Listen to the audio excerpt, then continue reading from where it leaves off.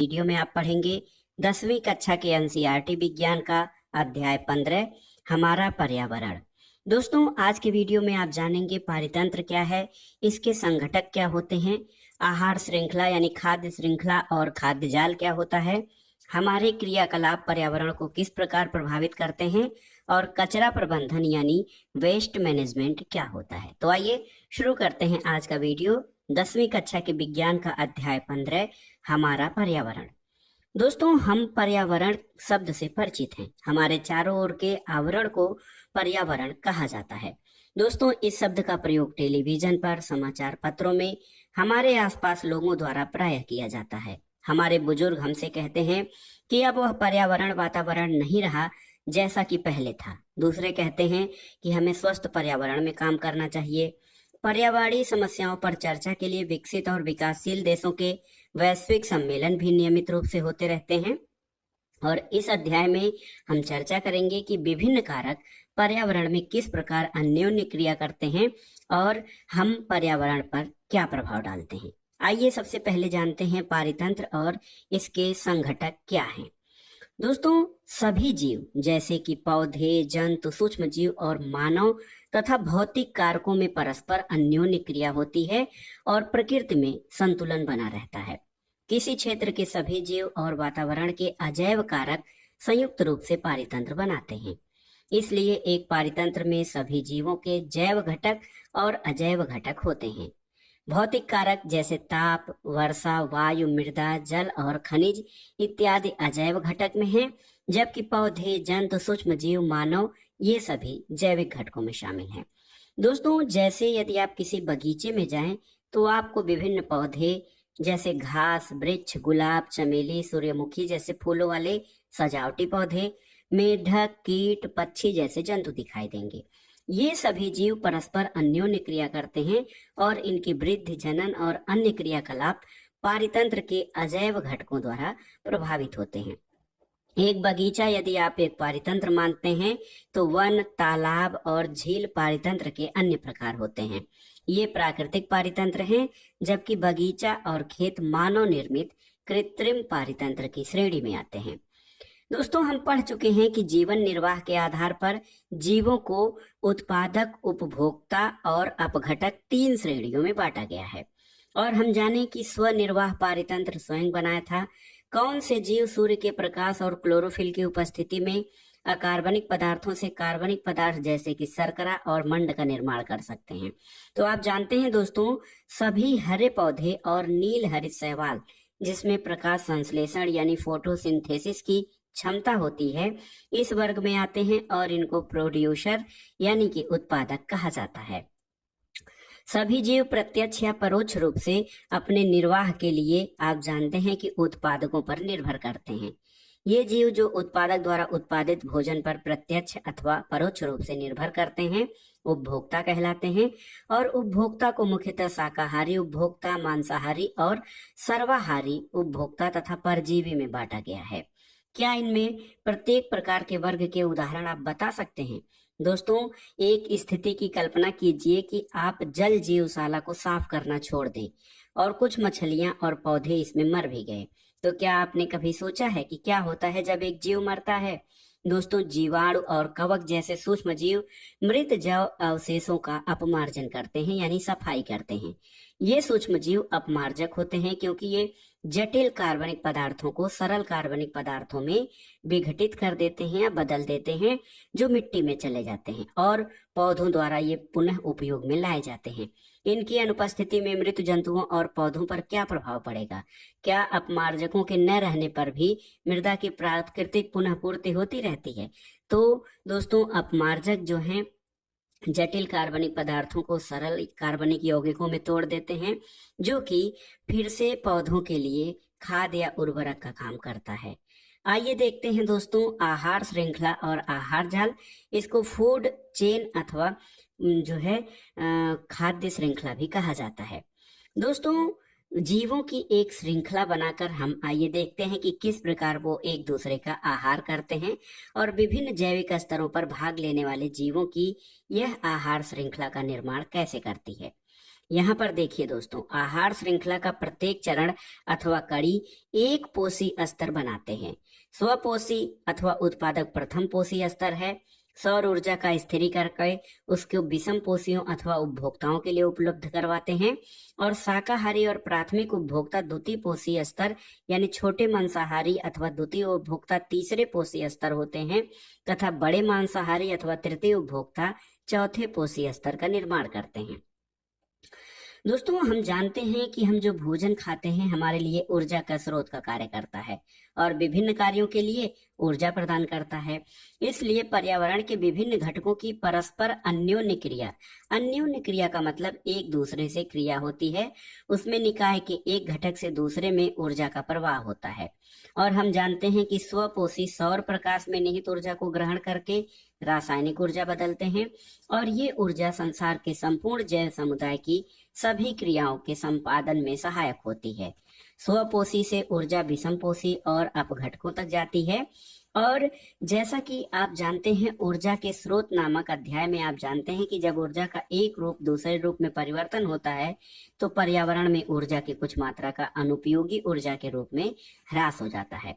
पर्यावरण के विभिन्न घटकों के बीच ऊर्जा के प्रवाह का विस्तृत अध्ययन किया गया और ये पाया गया कि एक स्थलीय पारितंत्र में हरे पौधों की पत्तियों द्वारा प्राप्त होने वाली सौर ऊर्जा का लगभग 1% भाग खाद्य ऊर्जा में परिवर्तित करते हैं।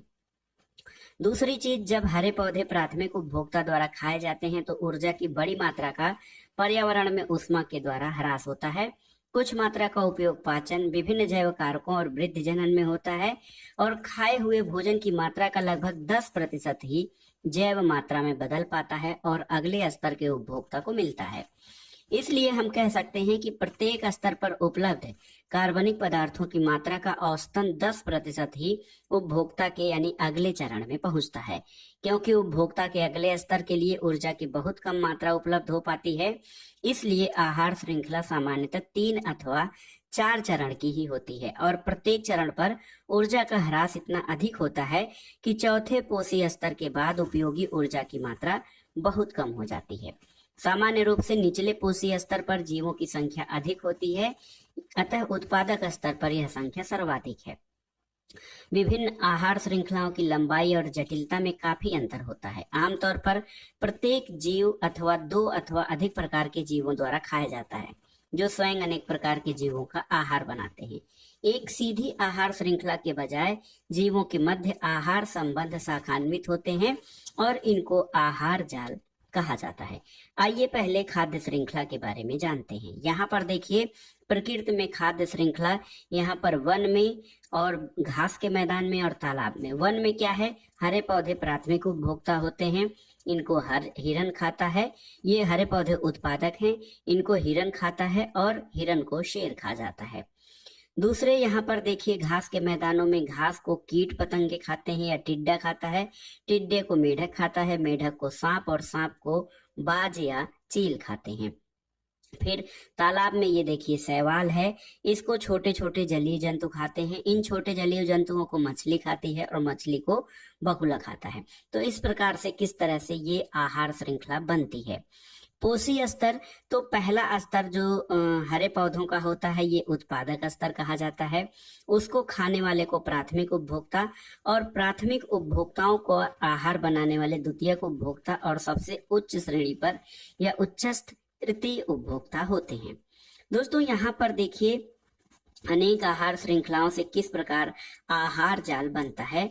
और ये आहार जाल ऐसा होता है कि जैसे हरे पौधे कई जंतुओं द्वारा आहार बनाए जाते हैं और उनको मिलाकर कई लोग खाते हैं। जैसे मेढक को जो है वो बगुला भी खाता है, मेढक को सांप भी खाता है, सांप को चील भी खा लेता है और मोर भी खाता है। तो ये जो कई खाद्य श्रृंखलाओं का जो योग होता है वो क्या होता है, देखिए वो खाद्य जाल बनाता है। दोस्तों, ऊर्जा के प्रवाह से 2 बातें स्पष्ट होती हैं कि ऊर्जा का प्रवाह एक दिशा में होता है और स्वपोषी जीवों द्वारा ग्रहण की गई ऊर्जा पुनः सौर ऊर्जा में परिवर्तित नहीं होती और शाकाहारियों को स्थानांतरित की गई ऊर्जा पुनः स्वपोषी जीवों को उपलब्ध नहीं होती।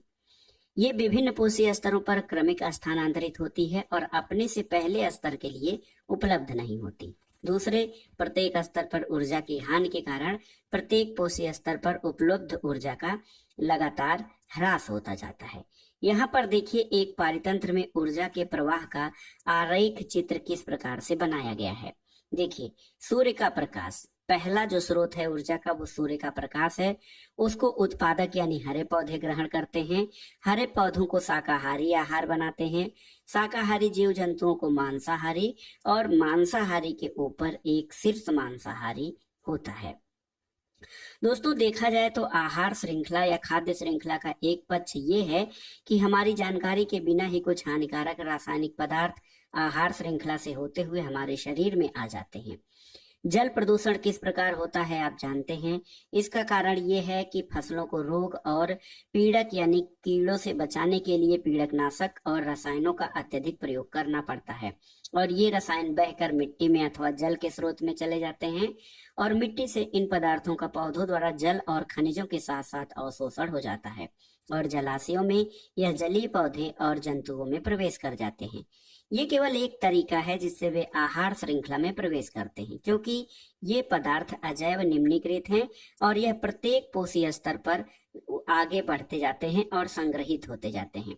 क्योंकि किसी भी खाद्य श्रृंखला में मनुष्य ऊपर यानी शीर्षस्थ है, इसलिए हमारे शरीर में यह रसायन सर्वाधिक मात्रा में संचित हो जाते हैं।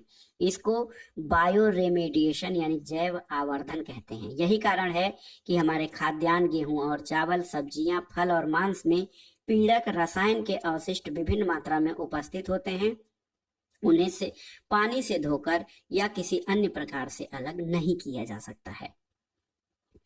आइए जानते हैं दोस्तों, हमारे जो क्रियाकलाप हैं या हम जो कार्य करते हैं उससे पर्यावरण किस प्रकार प्रभावित होता है। दोस्तों, हम सभी पर्यावरण के अभिन्न अंग हैं और पर्यावरण के परिवर्तन हमें प्रभावित करते हैं। हमारे क्रियाकलाप और गतिविधियां भी पर्यावरण को प्रभावित करते हैं। हमारे क्रियाकलाप पर्यावरण को किस प्रकार से प्रभावित करते हैं, आइए जानते हैं। इसमें हम मुख्य रूप से ओजोन परत का क्षरण और अपशिष्ट निपटान या कूड़े कचरे का प्रबंधन के बारे में चर्चा करेंगे। सबसे पहले जानते हैं ओजोन परत क्या है और ये किस प्रकार अपक्षयित होती है। दोस्तों, ओजोन जो होती है वो ऑक्सीजन के 3 परमाणुओं से बनी गैस है। सामान्य ऑक्सीजन जिसके विषय में हम जानते हैं उसके अणु में 2 परमाणु होते हैं और यह ऑक्सीजन सभी प्रकार के वायवीय जीवों के लिए आवश्यक है। वहीं ओजोन एक घातक विष है, लेकिन वायुमंडल के ऊपरी स्तर में ओजोन एक आवश्यक प्रक्रिया संपादित करता है। ये क्या करता है, तो ओजोन जो है सूर्य से आने वाली यूवी यानी अल्ट्रावायलेट रेज को रोककर पृथ्वी को सुरक्षा प्रदान करता है, क्योंकि पराबैंगनी विकिरण जो होता है ये अत्यधिक ऊर्जा की किरणें होती हैं और जीव जंतुओं के लिए बहुत ही हानिकारक हैं। जैसे ये गैस मानव में त्वचा कैंसर उत्पन्न करती है, तो ओजोन क्या करता है, इन अल्ट्रावायलेट किरणों को आने से रोकता है और एक छन्नी का कार्य करता है। वायुमंडल के ऊपरी स्तर पर पराबैंगनी विकिरण के प्रभाव से ऑक्सीजन जो होता है, ऑक्सीजन अणुओं से ओजोन बनती है और उच्च ऊर्जा वाले पराबैंगनी विकिरण ऑक्सीजन अणुओं को विघटित करके स्वतंत्र ऑक्सीजन परमाणु बना देते हैं और ऑक्सीजन के ये स्वतंत्र परमाणु संयुक्त होकर ओजोन बनाते हैं। देखिए, ऑक्सीजन है, जब इस पे अल्ट्रावायलेट रेज पड़ती हैं तो ये ऑक्सीजन और स्वतंत्र ऑक्सीजन मिलकर O3 यानी ओजोन का निर्माण होता है। दोस्तों, 1980 से वायुमंडल में ओजोन की मात्रा में तीव्रता से गिरावट आई। एक रसायन है क्लोरोफ्लोरोकार्बन, जिसको शार्ट में CFC कहा जाता है। ये मानव संश्लेषित रसायनों को इसका प्रमुख कारक माना गया और CFC का उपयोग रेफ्रिजरेटर के ठंडा करने और अग्निशमन यानी आग बुझाने के लिए किया जाता है। 1987 में संयुक्त राष्ट्र पर्यावरण कार्यक्रम में ये अनुमति बनी, सभी लोगों की सहमति बनी कि CFC के उत्पादन को 1986 के स्तर पर ही सीमित किया जाए। अब ये अनिवार्य है कि दुनिया भर की सभी विनिर्माण कंपनियां CFC रहित रेफ्रिजरेटर बनाएं और इससे ओजोन परत के क्षरण को काफी हद तक रोका जा सकता है। दूसरी चीज कचरा मैनेजमेंट या वेस्ट मैनेजमेंट है दोस्तों।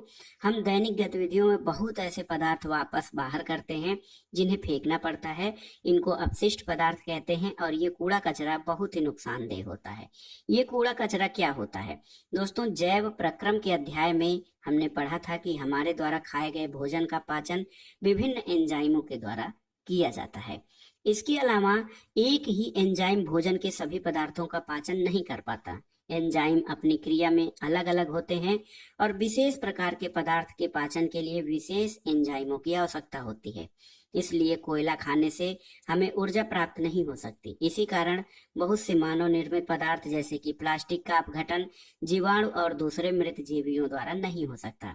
इन पदार्थों पर भौतिक प्रक्रम जैसे ऊष्मा दाब का प्रभाव होता है, लेकिन सामान्य अवस्था में लंबे समय तक ये पर्यावरण में बने रहते हैं।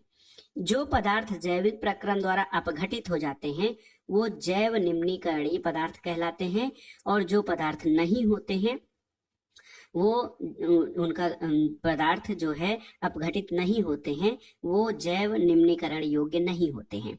तो प्लास्टिक और जो हमारे ऐसे पदार्थ हैं, प्लास्टिक या संश्लेषित रेसे, ये जैव निम्नीकरण पदार्थ नहीं होते हैं।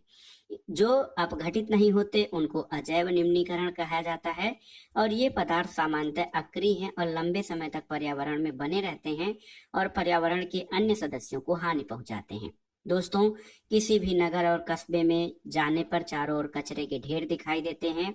किसी पर्यटन स्थल पर जाने पर बड़ी मात्रा में खाद्य पदार्थों की खाली थैलियां इधर उधर फैली हुई दिखती हैं, और ये जो कचरा है इनका निपटान करना हम सबकी जिम्मेदारी है, ताकि हम अपने पर्यावरण को स्वच्छ और सुंदर बना सकें। दोस्तों, हमारी लाइफ स्टाइल या जीवन शैली में सुधार के साथ जो उत्पादित कचरा है उसकी मात्रा बहुत अधिक बढ़ गई है। हमारा जो रुचि है उसमें परिवर्तन एक महत्वपूर्ण भूमिका निर्वाह करता है। हम प्रयोज्य यानी निवर्तनीय वस्तुओं का उपयोग करने लगे हैं। पैकेजिंग के तरीके में बदलाव से अनेक अजैव निम्नीकरण वस्तु के कचरे में वृद्धि हुई है, और ये सब हमारे पर्यावरण के लिए और हमारे लिए, साथ ही अन्य जीव जंतुओं के लिए अनेक हानि पदार्थ अनेक प्रकार से हानि पहुंचा सकते हैं। आइए देखते हैं रेलगाड़ियों में प्रयोज्य या निवर्तनीय कप। यदि आपके माता पिता आपसे पूछेंगे तो संभवतः उन्हें याद होगा कि रेलगाड़ियों में चाय कांच के गिलासों में दी जाती थी, जो चाय वाले को वापस कर दिए जाते थे। डिस्पोजेबल कप और गिलास के उपयोग को इस आधार पर बढ़ावा मिला है कि वे स्वच्छ और स्वास्थ्यकर हैं। उस समय किसी ने कल्पना नहीं की थी कि प्रतिदिन लाखों की संख्या में उपयोग किए जाने वाले इन कपों का जो है प्रभाव क्या होगा। कुछ समय पहले कुल्हड़ या मिट्टी के पात्र विकल्प के रूप में लाए गए, लेकिन इस पर विचार नहीं किया गया कि इतनी बड़ी संख्या में कुल्हड़ बनाने के लिए इतनी उर्वरक मिट्टी का उपयोग होगा। और अब कागज के डिस्पोजेबल कप का इस्तेमाल हो रहा है, और ये डिस्पोजेबल प्लास्टिक कप की अपेक्षा कागज के डिस्पोजेबल कप के इस्तेमाल के लाभ तो हैं। कुछ लाभ ऐसे हैं कि कागज जो है जैव निम्नीकरणीय है, लेकिन कागज बनाने में कितने अधिक पेड़ों की कटाई की जा सकती है आप इसकी कल्पना भी नहीं कर सकते। दोस्तों, ये छोटा सा अध्याय हमारा पर्यावरण, आइए देखते हैं कि आपने इससे क्या सीखा। दोस्तों, पारितंत्र के विभिन्न घटक एक दूसरे पर अन्योन्याश्रित होते हैं। उत्पादक जो है पर्यावरण में उत्पादक पौधे सूर्य से प्राप्त ऊर्जा को पारितंत्र के अन्य सदस्यों को उपलब्ध कराते हैं। हरे पेड़ पौधों में प्रकाश संश्लेषण की क्षमता होती है, इसलिए इनको प्राइमरी प्रोड्यूसर कहा जाता है। जब हम एक पोषी स्तर से दूसरे पोषी स्तर पर जाते हैं तो ऊर्जा का ह्रास होता है, और ये आहार श्रृंखला में पोषी स्तरों को सीमित कर देता है। इसके अलावा दोस्तों, मानव की गतिविधियों से पर्यावरण पर समाघात होता है या पर्यावरण पर प्रभाव पड़ता है। क्लोरोफ्लोरोकार्बन जैसे रसायनों ने ओजोन परत को नुकसान पहुंचाया है, क्योंकि ओजोन परत सूर्य से आने वाले पराबैंगनी विकिरण को सुरक्षा प्रदान करती है, इसलिए इसकी क्षति से पर्यावरण को नुकसान पहुंच सकता है। हमारे द्वारा उत्पादित कचरा जैव निम्नीकरण अथवा अजैव निम्नीकरण हो सकता है। ऐसा कचरा जो जीवाणुओं द्वारा अपघटित कर लिया जाता है उनको जैव निम्नीकरण कहा जाता है, और जो काफी लंबे समय तक पर्यावरण में बना रहता है उसको अजैव निम्नीकरणीय कहा जाता है। दोस्तों, हमारे द्वारा उत्पादित कचरे का निपटान एक गंभीर पर्यावरण समस्या है, इसलिए हमें वस्तुओं के प्रयोग में सावधानी बरतनी चाहिए ताकि और हमें मैनेजमेंट, कचरा मैनेजमेंट या वेस्ट मैनेजमेंट को अपनाना चाहिए और अधिक से अधिक हम पुनः उपयोग की गई वस्तुओं, उपयोग की जाने वाली वस्तुओं का प्रयोग करें ताकि पर्यावरण में कम से कम कचरा उत्पन्न हो। तो दोस्तों, ये था 10वीं कक्षा के एनसीईआरटी विज्ञान का अध्याय 15 हमारा पर्यावरण। बहुत ही आसान अध्याय था और इसमें हमने ओजोन परत के क्षरण और वेस्ट मैनेजमेंट के बारे में भी जाना कि ओजोन परत क्या है, इसका हमारे जीवन में क्या लाभ है और कचरा मैनेजमेंट के क्या तरीके हो सकते हैं इसके बारे में। वीडियो आपको कैसा लगा हमें कमेंट बॉक्स में जरूर बताइएगा। वीडियो को लाइक करें, शेयर करें और इस चैनल मार्गदर्शन फॉर सिविल सर्विसेज को सब्सक्राइब करें। वीडियो देखने के लिए धन्यवाद दोस्तों। नमस्कार।